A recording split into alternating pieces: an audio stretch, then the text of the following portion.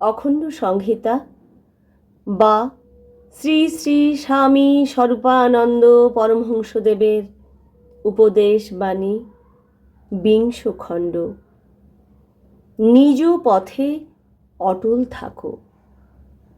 এক পত্রলেখকের পত্রের উত্তরে শ্রী শ্রী বাবামণি লিখিলেন, একজন আজীবন কৃচ্ছ সাধন করিয়া কষ্টার্জিত সঞ্চয়ের ধনটুকু দিয়া একখানি আশ্রয় কুটির নির্মাণ করিল, আর হঠাৎ একজন শক্তিশালী দাম্ভিক পুরুষ বলপূর্বক গৃহদ্বারে কুলুপ লাগাইয়া চাবিটি নিজের পকেটে রাখিতে রাখিতে গর্জন করিয়া বলিল, সাবধান, এই গৃহ আমার, ইহাতে প্রবেশ করিতে পারিবে না।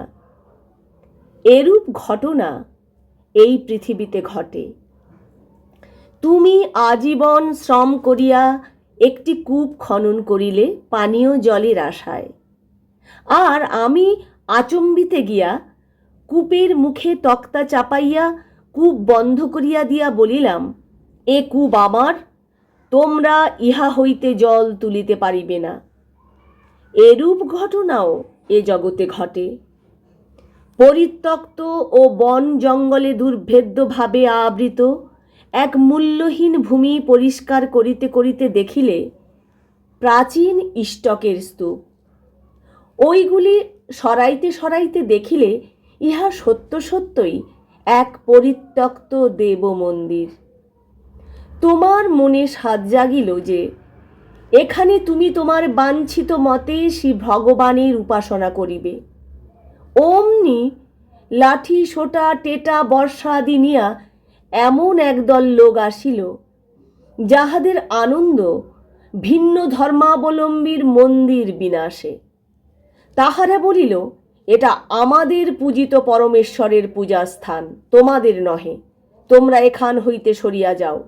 যে পূজা করিবার আছে আমরা করিব, তোমরা নহে। এরূপ ঘটনাও এই দুনিয়ায় অলভ্য নহে। কিন্তু এই অবস্থার মধ্যে থাকিয়াও তোমাদের কাজ তোমাদেরকেই করিয়া যাইতে হইবে। তোমরা রূপিলে বৃক্ষ, অন্যে পারিবে ফল, ইহা এই পৃথিবীর নিত্যকার দুর্ঘটনা হইলেও তোমাদিগকে নিজ পথে অটল থাকিয়া চলিতে হইবে।